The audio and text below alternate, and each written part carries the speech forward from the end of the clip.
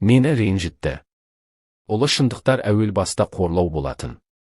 Философтардың даналығына жүгінер болсақ, шығыста бір философ шәкірттеріне адамдар қорлаудың 3 түрлі тәсілін қолданады. Сені ақмақсың, құлсың және қабілетсізсің деп қорлайды деп үйретеді екен. Егер сендер де сондай жағдайға тап бола қалсаңдар, мына ақиқатты естеріңе алыңдар: ақмақ қана өзгені ақмақ санайды, құл ғана өзгеден құлды іздейді. Дарынсыз адам өзгенің қателігі арқылы өзінің дым білмейтінін жасыруға тырысады. Реніш ренжіткен адамның емес, ренжіген адамның жанын қатты жаралайды. Осы әңгімеден мазақ пен ренішті қабылдаудың философиясын түсінуге болады. Реніш нақақтан нақақ қорлап немесе ренжіткен кезде ортаға шығатын сезім. Адам ренжіген кезде ренжіткен адамға ызаланса, өзін аяй жөнеледі. Өкпе есеуге кедергі келтіретін балалық сезім. Біз өкпелеген кезде орын алған жағдайға шамамыз жетпейтін инфантилді өзімшілдікке айналып кетеміз. Мына нәрсені мойындайықшы, біздің мұндай мәселелеріміз баланың мәселесі емес қой, оны тек есейген тұлға шеше алады. Реніш улы сезім, өзгелерге ренжу қазіргі сәтті құрдымға кетіреді. Ондай жағдайда әлденені өзгертуге, немесе өзгелерді сөз етудің орнына өкпенің пайда болу жолдарына тексеріс жасау ең дұрыс шешім болмақ. Өкпе ішкі сезімімізге әсер ететін күш. Ол жанармай құйылған бөшкедегі тесіктер секілді сіздің ішкі қуатыңызды тауысып тастайды. Сол кезде сезім қуатыңыз тоқырауға ұшырайды.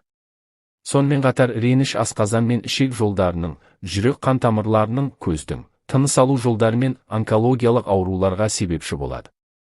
Өкпе мен реніш айналаны қабылдауға кері әсер етеді. Шынысы қисайған көзілдірік секілді болып жатқан жайттардың жағымсыз жақтарын қосып көрсетеді. Сол себепті де қарсы жыныс өкілімен дұрыс қатынас құру қиынға соғады. Ойдағы жобаларды жүзеге асыру қиын болады. Тіпті жай ғана өмірден ләззат алу қиын болып кетеді. Адам өкпе мен реніштің пайда болуына қарсы тұра алмайды. Алайда олардың өміріне, мінезі мен көңіл күйіне әсер етуіне жол бермеуге қауқары жетеді. Өмірде ренжімеген адам жоқ шығар. Ол уақытша бір сезім болуы мүмкін, кейде адам сол ренішті өмір бойы ұмыта алмай жүруі де ықтимал. Бұл санадан тыс орын алатын жағдай, яғни адамға ұнамайтын жағдай орын алғанда көрініс табатын әсер. Осы кезде біздің психикамыз бірден кінәлі біреуді тықпалап тұрады. Егер кінәлі адам осы кезде басқаша әрекет еткенде жағдай қалай болар еді, оны неге істеді, маған ерегесіп істеді ғой деген ойлар барлығыңызға таныс болар. Мұндай ойлар сол заматта ақ өзіңе деген аяныш сезімін оятады, өйткені сізді ренжітті ғой. Мені ренжітті, аяңдар мені, осылайша өкпе ұлғая түседі. Ренжіткен адам ақылды болса, ренжіген адамның алдында өзінің істеген жақсылығын тізе бастайды. Осы кезде рахметі жоқ айыптаулар басталып, бұрын жасалған жақсылықтар мен көмектер ұмыт қалады. Олар санаға шабуыл жасап, енді реніштің қуат алатын көздері көбейе түседі. Адам өзін аяғаны соншалықты, тіпті қарапайым дүниелерді көре алмайтын жағдайға жетеді. Ренжулі адам өзін өзгелердің зұлымдығы мен арсыздығынан жазықсыз, жапа шеккен бақытсыз адам деп санайтын болады. Ренжіткен адам болса, қаһарлы әрі қорқынышты залым әрі жауыз кейпіне енеді. Өкпенің қуаты су бұрқақ секілді атқылай отырып адамның күшін тауысады. Реніш деген не? Кешіру дегеніміз қоштасу. Реніш негативті әсер, сезім. Ол мидың импульсінің әсерінен күн тұтылған аймақтарда пайда болады. Әуелі ол санада пайда болады, бұл жерде жан дүниенің еш қатысы жоқ. Реніш менмендіктің әсерінен қалыптасады. Оның пайда болғанын өзіңді өзгелермен салыстыра бастағаннан аңғаруға болады. Онда бар, менде жоқ, оның жағдайы менен әлдеқайда жақсы. Бұл сөздер менмендіктің пайда болғанын көрсетеді. Яғни өзгенің қолында пайда болған дүние қашанда жақсы болып көрініп, өз өмірінің кереметін көре алмау. Менмендіктің артықшылығы сол, өзгелердің материалдық жағдайын, сырт келбетін, рухани халін көреді де, өзінен жоқ дүниелерді ғана байқайды. Осы кезеңде қызғаныш пен көре алмаушылық деген сезімдер ортаға шығады. Ренжіген адам үнемі барлық нәрсені жасауға құқылы бола тұра шеттетілемін деп ойлап жүреді. Айналасындағылар оған дұрыс қарамайды, ал қарсыласы басқаларды сыйлап, жақсы көреді деген түсінікпен өмір сүреді.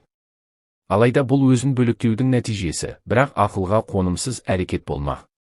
Ақыр соңында адам өзінің оқшауланып қалғанынан жапа шегетін болады. Реніштің психосоматикасы. Егер адамда ескі реніштері болса, мынандай мәселелерге ұшырайды. Ұйқы безінің зақымдануы ренішке тез бой алдыратын адамдарда. Жүрек ауруы жас ұлғайған кезде инсульт пен инфарктқа ұшыратуы мүмкін. Қан тамырлардың қысымының зақымдануы жоғары. Өт жолы аурулары болуы, қан сезім мүшелерінің ауруы және тағы басқалар. Реніштің физикалық көрінісі созылмалы болған жағдайда тіпті кішкентай ғана келеңсіздіктің өзі денсаулыққа айтарлықтай зақым келтіруі мүмкін. Қызғаныш пен реніш қосылған кезде онкологиялық ауруға шалдықтыруы мүмкін, ал әйел адамдарда сүт безінің ауруы пайда болады. Егер ренішпен жұмыс жасалмайтын болса, адам ондай мәселелерге жол бергісі келгені деген сөз, ондай жағдайда қанша емделсе де дертінен арыла алмайды. Яғни, мұндай жағдайда ең алдымен реніштің себебін анықтап алу керек. Кешіре білу адам бойындағы маңызды қабілет. Өте қиын жағдай реніш пен ашудың біріккен кезінде болмақ, ондайда адам бүкіл әлемді жек көріп, өзінің сәтсіздіктеріне айналасындағыларды кінәлап отыратын болады. Мұндай жағдайда адам жағдайдың қиындығына қарамастан, адамдардың демеуінсіз жеткен жетістіктерін қалай әңгімелейтініне назар аудару керек. Өкпелі адам мәселенің негізгі себебін іздегісі келмейді, сондықтан барлық зейінді өзіне аудартады. Реніштен қашу үшін өзіңнен және уайымдарыңнан біраз алыстау керек те, ренжіткен адамды жеке тұлға деп қарап, оның да қателігі мен кемшілігі барын мойындау керек. Өзіңізді ренжіткен адамның орнына қойып қараңызшы, сонда ренжудің түкке қажет емес екенін, әрі ренжи отырып ешкімді өзгерте алмайтыныңызды түсінесіз. Өкпе несімен қауіпті әрі онымен қалай күресу керек? Өмірде ренжіте алмайтын, ызаландыра алмайтын, қорлай алмайтын адамдарға жолыққан шығарсыз. Кішкене ғана ескерту жасай алмайтын адамдар болады. Көпшілік оларды ренжіту шыңмен немесе сарқырамамен күресумен тең деп айтады. Олар не сонда? Тума оптимист талант па әлде жылдар бойы шынықтырылған күшті иммунитет пе? Ондай адамдар сыйлы болады. Кейде оларды қызғанып жататындар да жиі кездеседі. Сыртынан осы темір ме, ауырмайды екен деген сөздерді де естіген боларсыз.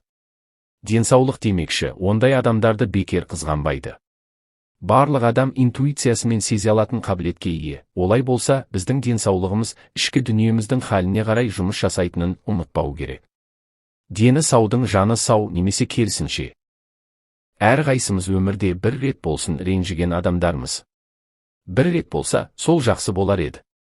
Тіпті кейде байқамай, осы күйге еніп кетіп жатамыз. Өзімізге ренжиміз, тағдырға налимыз, көбінесе айналамыздағы жандарға өкпелейміз. Тіпті өкпе мен реніш денсаулыққа зиян деп айтылып жатса да мән бермейміз. Бауырдың қабынуы мүлде ішімдік ішпеген адамда кездесер болса, ата-анасына деген бала күнгі өкпесінен пайда болғаны. Ал үнемі қатты ренжіп, өзін іштей жеп жүретін адамды рак секілді дертке шалдықтыратыны анықталған. Бұл деген адамның ағзасы іштей мүжіледі дегенді білдіреді. Олай болса, реніш пен өкпені өзін жеу деп айтсақ, артық айтпаған боламыз. Реніш адамның іштей жұтатын қайғысы.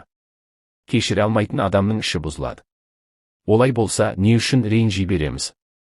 Ешкім өзіне жамандық қаламайтыны белгілі, біз ендеше не істеуіміз керек? Бұл сезіммен қалай күресеміз деген сұрақтардың жауабын білмейміз. Олай болса, өзімізбен өзіміз сұхбаттаса отырып бұл сезімді түсініп көруге тырысайық. Бұл сезім ақыры бізді еркімізден айырады екен, өмір сүруге кедергі болады екен, жағымды әсерден ләззат алуға кедергі келтіреді екен. Олай болса, бәлкім, бұл артық сезім шығар. Ішіміздегі жараларды реттеп, өткенді сараптап жүріп, уақытымызды босқа кетіріп аламыз. Ең алдымен мына нәрсені түсініп алуымыз керек. Ренжіген адам өзіне жасалған әділетсіздіктің көзін жоюдың жолдарын іздей бастайды. Оған неғұрлым қатты ренжіп, уайымдай беретін болса, соғұрлым тезірек тылсым бір өзгерістер болып, оның осы жанкештілігіне сыйлық берілетіндей болып тұрады. Бірақ ешқандай сыймен құрмет болмайды, күтпеңіз. Өтіп кеткен реніш пен өкпе болып қойған жағдайға қарсылық таныту, алайда ол сәтті кері қайтара алмайсың. Олай болса, бос уайымнан ешқандай логика көріп тұрған жоқ шығарсыз. Өткенмен күресудің мәні бар ма?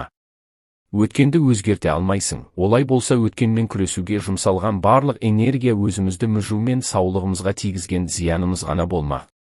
Міне, өкпе мен реніш құрдым мен уайымға апаратынын түсінген кезде, өзіңіз ақ осы бір сезімді басқаруға күш саласыз. Ол сезім өзіңіздікі ғой, сізден шығып жатыр. Оны қай кезде өшірсеңіз де, өз еркіңізде. Кейде өзіңді сыйлау, өзіңді қадірлеу деген қарапайым ұстанымның да көмегі көп болады. Бұл мәселені үнділік Данагуй Ошо былай жеткізген. Әлдекім бір тетікті басып қалады. Біз мақтанға семіріп, үрленіп кетеміз. Басқа тетікті басқанда желіміз шығып, ренжіп қаламыз. Біреудің сені басқарғаны өзіңе ұнай ма? Осы сұрақ адамды ойландырып, өз өмірімнің қожайыны өзім, өзімнің сезімімді өзгенің басқаруына жол бермеймін деген шешім қабылдауына түрткі болатын жалғыз факт.